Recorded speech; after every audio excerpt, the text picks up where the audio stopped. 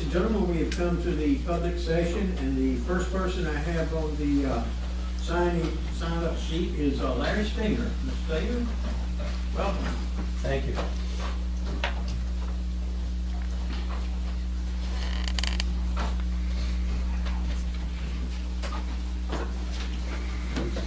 Good evening, all. My name is Larry Stanger, and I own property on Silo Road right next to the Southwestern Community College campus. And I'm here tonight to support a resolution for the banning of fracking. And I know you all don't have legal authority to enforce anything dealing with a regulation or a resolution such as the banning on fracking. But I do know that you can send a very strong message to Raleigh in the following manner. The message should be, please don't take away our private property rights. Please don't take away our local government's rights to protect its citizens. And please don't allow conditions that would pollute our fresh air and pristine waters. Don't create long-term healthcare issues for us. And don't reduce the value of our real estate. And don't reduce our trade, our tourists, because they're the ones that help create our jobs and our economy. Personally speaking, I believe that every fracked well is a ticking time bomb. In addition to all the negative aspects of fracking wells, sooner or later the steel double-cased well casings will fail. And the concrete plugs that they put in them to keep them, when they abandon to keep them from leaking, will also fail. They will then release their toxic gases and their toxic chemicals. And who would want to own land that had a toxic well such as that? Fracking has also been known to cause earthquakes. Oklahoma has 2,500 earthquakes the first 6 months of this year, compared to 2 years in past. Now the question I have is, we live in the mountains. We have been known to have earthquakes here. They're not big, they're 2.5s, 3.2s. Once in a while we may have a 5.6. I hope we don't. But what will happen if we have a bunch of wells in the ground, 3,000 to 5,000 feet deep, and we have an earth movement? Is the integrity of those well casings going to hold? Is the concrete not going to crack? Now, I have 25 years of experience in water and wastewater industry. I ran a company that designed, manufactured, and installed water treatment equipment around the world. And I have firsthand knowledge of what happens when you have harsh chemicals and aggressive water supplies. No piping system can stand up to it unless you want to install titanium.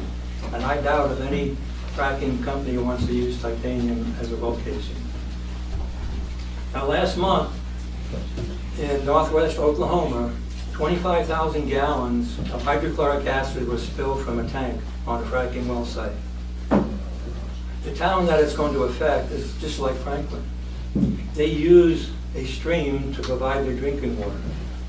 This 25,000 gallons of hydrochloric acid may leach into their stream, shutting down their drinking water supply. Catooga Creek is what we use for our drinking water supply. What would happen if a fracked well was up near Silo Ball, at the base of Silo Ball, and it leaked? Now, in addition to hydrochloric acid, there's about 600 different chemicals that can be used in fracking a well. And a lot of them are toxic, a lot of them are cancer-causing. They inject chemicals like this at 20,000 psi into the ground. We all know that we have a lot of fractures around here. The ground is vertical. If you look at a rock, you'll see it goes up and down like this. In Oklahoma, the land goes like this. The layers are horizontal. If you start fracking around here, you're going to have cracks forming all the way up into our water supply. Now, I don't know if you know what the pH of hydrochloric acid is. It's a pH of 1. If any one of you or I jumped into a vat of hydrochloric acid, we'd disappear, bones and all. It would dissolve us in no time. So I don't think we want that in our drinking water supply. Now, in hindsight, we all realize that we need additional energy. But I think the rush to frack is a long-term problem. We should be focusing on solar, wind, and hydro if we want to sustain the civilizations that come after us. So I'm asking each of you to please give serious consideration to the idea of creating a resolution that will ban fracking. Now, local areas such as Swain, Hayesville, Silver, and Webster have already done that. So please join the groundswell that's going to take place around the whole North Carolina state. We need support to stop this crazy idea that we can take more oil and gas out of the ground without harming the people. Thank you very much. Thank you.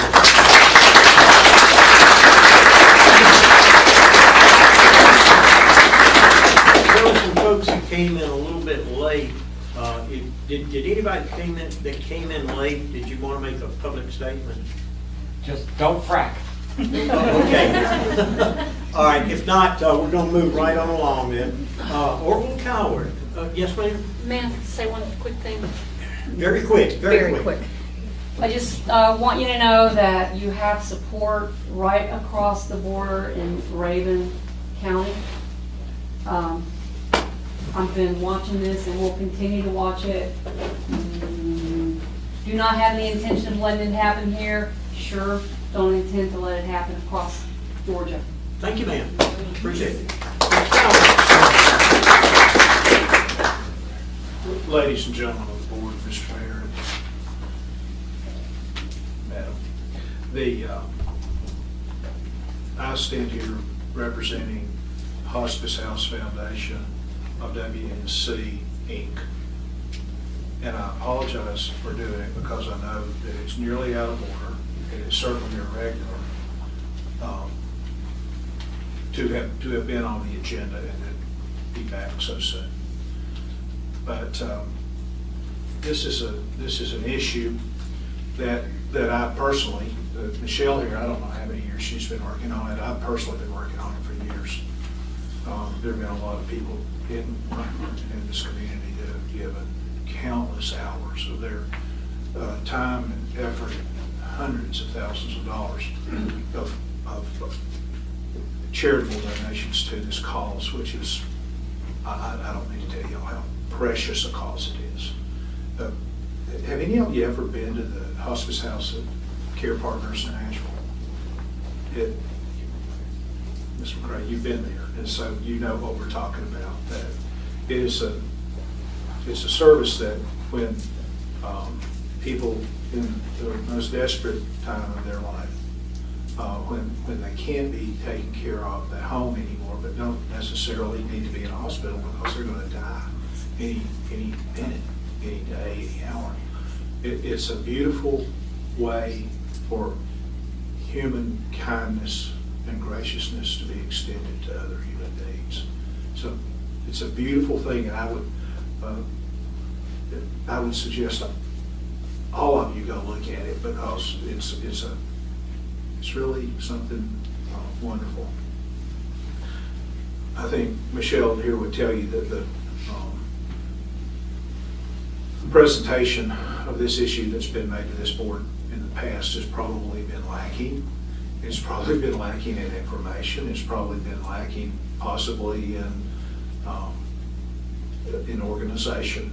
And I have not had the opportunity to prepare for this the way that I would normally like to be prepared when I come and talk to you all. But what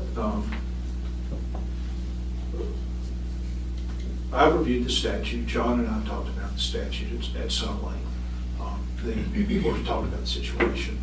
The legislature creates this facility for funding for communities such as our own in designated economically challenged areas of the state. The legislature creates this funding facility, this financing facility. It's in the general statutes. And what it is saying is that the legislature is going to appropriate money, obviously in large sums, to come into the local communities to be able to renovate old buildings. And it favors healthcare uses. Hospice House has a certificate of need from the state, which all of you know how difficult it is to get one of those for anything. They're precious, and that means that the state feels that there needs to be one here. There does need to be one here.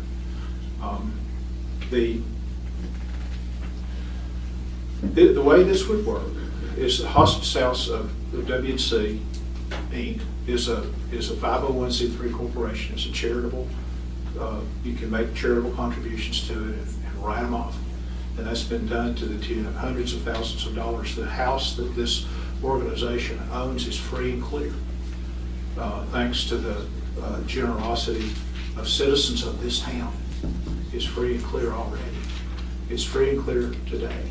And what the statute is designed to do is to give a grant to local government.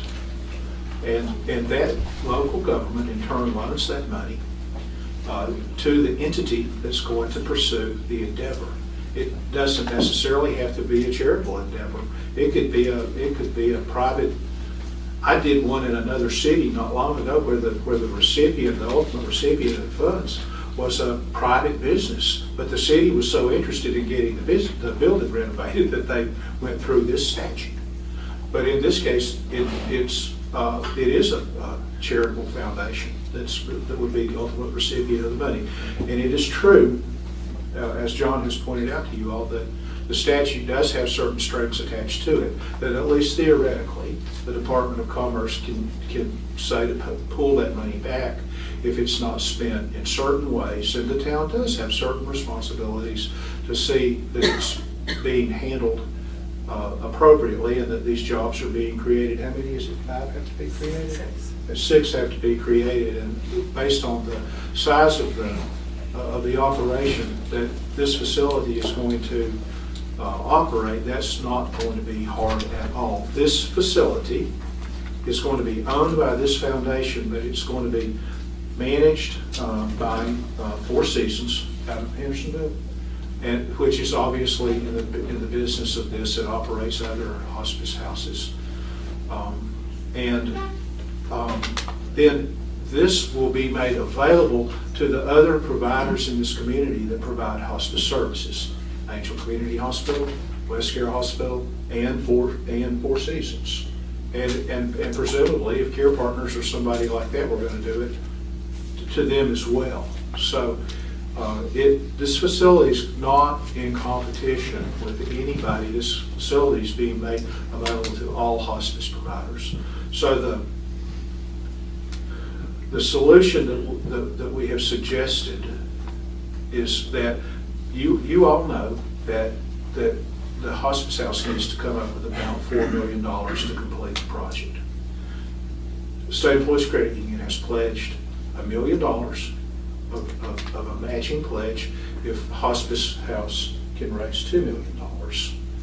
So the money doesn't have to be raised in the bank. The money has to be in cash. Correct me if I say something wrong, because again, I'm not as prepared as I would like to be. But the money can be cash, it can be in the bank, or it can be in the form of endowments or pledges. In this case, the money that would come from the Department of Commerce does not have to be dispersed to hospice house. It can remain in the town coffers until the time that it's needed. And the statute is very specific about, and the contract that would be signed is very specific about the uses, and it would not, that money wouldn't be dispersed until it came time for those uses to be, for those parts of the construction to be pursued. And I can't flesh out the details tonight, but we sure can create the details. Now, here's the problem that I see. Not to talk about this a great deal in such a public place, but to go now for the organization of people in this town, our people who have worked so hard to make this happen, who have given of their time and their money so much to pursue something so valuable, so precious. But for the city to say no to them, and then them have to go to the county and say, well, the city wouldn't do it, we all do it. I think that it creates politically a difficulty, an obstacle, a roadblock that I don't think you all want to create. So my suggestion is severalfold. One, we could consider leaving the money with the town once it comes in, so that if the ends aren't met, if the send it back to them. since the property is free and clear, conceivably, there could be a deed of trust on the property to the town. My instincts tell me that maybe that's not the best way to do it, but that's a way to do it. And the other thing is, I don't stand here tonight because I don't know enough about it and ask y'all to say yes, but I stand here tonight and ask y'all not to say no. And to say possibly to these folks, get yourself organized a little bit better in terms of being able to present exactly what the details of this project are, and go to the CDC and go to the county and ask for them to participate too. And by talking to the city and y'all possibly would want to designate a representative for us to talk to. Go and then go talk to CDC, go talk to the county, and eventually we'll work out something where, working together as a community, we can make this happen. But they need this money, not necessarily in the bank, but they need the grant of this money pretty soon. I'm not going to give you any false deadlines, Mr. Mashburn. Thank you, Mr. Alderman. Yes, sir. No false deadlines, Ms. Alderson. But pretty soon, we would be able to do that so that they can then pursue getting this grant from State English Credit Union. That's my presentation. Any questions? You want to fuss at me, Mr. Mashburn, again? No, sir. Okay. Thank you, Mr. He Alderman. fussed at me about it already pretty good. Thank you. Thank you all very much. Should I come back? Should we come back and be on the agenda? And y'all, I know y'all can't take a vote on it tonight, but I don't think you can. Well, I'll have to consult with the manager and with the town attorney and see about being back on the agenda. But y'all, I don't have to ask you to have open minds and open hearts because I know you will. Thanks. Thank you. Lee, you're up. I'm up. You are. Welcome. Thank you.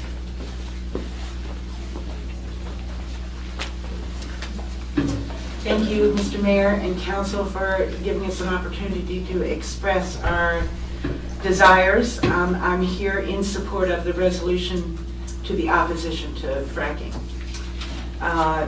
Never was, too much of an activist until this came along, and now I've done extensive research on it, and it terrifies me and angers me at the same time. Mr. Stenger mentioned that the wells are cased in steel, and they're set into the ground thousands of feet deep, and on either side of them, between the earth and the steel, is poured concrete. But the concrete can't adhere to the sides of the pipe. There's nothing for it to grab hold of. So in the research I've been doing, I found out that 5% of all the wells fail immediately, right off the bat. That 50% fail within 30 years, and pretty much 100% fail shortly after that. So that we would have, coming back up the endless, all of these cocktail of chemicals that we are not allowed to know what goes in them. I know it's a proprietary blend. It's not Coca-Cola. These things, I got a list from another state that does allow the list to be published. It's a misdemeanor here in North Carolina. And to say that this stuff is cancer soup would be an understatement. It's very injurious to your health. It's the hardest on the kids, on the pets, on farm animals. And then, of course, healthy adults come right after that. The failed wells that are drilled and that don't produce enough gas are then used as what's called injection wells. And what they do is they take the waste that comes back up from the wells that they've drilled, and they stick it back into the ground in these wells that don't produce. So this is how they're storing this stuff so far. And I'm saying this because in all the research I've done, all the gas companies have said, well, there's no proof. There's no proof that this is, that people are getting cancer or rashes or depressed or experiencing anxiety or any of the lung diseases or cancers that they're coming up with. And it's because the EPA doesn't have standards set for these chemicals yet. The proprietary blend rules prevents them from knowing what's going into them, and they can't set a standard because they don't know what's down there. So when people bring cases to court, and there's been many, many, many cases, it's always dismissed because there's no standard operating procedure here. Nobody knows what's safe, acceptable limits, and what isn't. We have a confluence here in our county of 4 different watersheds. And those watersheds empty into and mix with Swain County, Jackson County, Macon County, Clay County, Raven County, Blount County, Tennessee, Sevier County, Tennessee, Cherokee County, and Graham. So if any of those counties are fracked, or if we frack here, we're infringing on the rights of not only the people in other counties, but other states. This affects North Carolina, Tennessee, South Carolina, and Georgia. That's our watershed right here. When these wells fail, and the methane comes back up to the top, and there is a methane release when they pull the bit out in order to cap the well, or flare the well as they call it. Methane is 125 times more dangerous than any other greenhouse gas we have. And there's a large release. Methane also has a half-life of 10 to 15 years. It's heavier than air. So when it releases, it will fall to the valley floor. Now, if you look at the way we sit in our little valley here, it's sort of capped off at the end. If you'll notice on TV, the Weather Channel, we're always a few degrees cooler than everybody else. And it's because when something gets in here, it can't get out. And methane will choke every tree, every underbrush, every critter that's living on the ground floor because no oxygen can get underneath it. I'm terribly concerned about anyone's ability in the state to, even the mining people, to actually take care of an accident or a spill. And from what I'm reading, safety is not the norm here. Accidents are the norm. They happen all the time. To the governor of our state, you know, I would say if past performance is any indicator of future performance, if he can't hold Duke responsible for the potash spill, what's he going to do when there's a problem here? You know, nobody's there. The Mining Commission has not set standards or rules yet. They're coming here. I think that's wonderful. My fear is it's just to placate us, that the deal is already done. The other thing that worries me is that it takes 1,000 trips to one well of big heavy rigs and heavy equipment just to take in, put out, get the gas, and go home, just from one well. That's 1,000 trips for one. So on our county roads here in the mountains, not only is there danger of accidents, but who's going to pay the bill when these heavy rigs come in and ruin our roads? And they talk about it being an economic boom and how this will be wonderful for us. And I'm not anti-business. I think it's wonderful if we can make money. But money's only one currency. It's not the currency. There's also peace and safety and the right to clean water and the right to our own land. All of those things are currencies in our lives and reasons why we live here. I just wonder to who. There really isn't a preponderance of gas in the state of North Carolina to make this really economically a boom for anybody. I'm sure that when they come in, there'll be a perk in hotels, you know, by the month, extended stay, all of that. The restaurants probably see some economic boom from it. It will make it more expensive for the rest of us. The hotels that were once, you know, $60 and $70 a night now will be $160. I've seen this happen because I lived in a town that was building a nuclear power plant. It wasn't pretty. There won't be the jobs, they say, that there'll be for our community. They will bring their own roughnecks in, the guys that have the experience. They'll be the ones that will be staying here and that will have the jobs. I think, and I hate to say this because it sounds prejudicial and judgmental, but a transient workforce changes a community in ways that you can't even foresee. There's a demand, and where there's a demand, supply law was followed. So I'm asking you to please, you know, this isn't a political issue. It doesn't matter whether you're Democrat or Republican. It doesn't matter what religion you are or anything else. We all deserve clean water and clean air, and I ask you to please pass a resolution tonight. Thank you.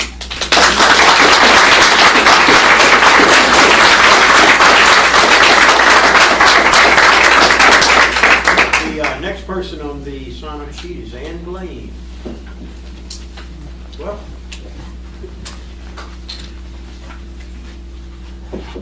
Hi, I'm Ann Blaine. I was born here in Franklin, and we now live on Dowdle Mountain Road. And, well, I was going to speak against fracking also, but I think they did a much better job than I would. I do want to add my voice and urge you to pass it. I don't know if that would do any good because the legislation's already been passed, but it would be a start, and at least we would have a small voice. But I really, personally, I think the only way that anything can be done about it is to get all the people out of office that voted for it.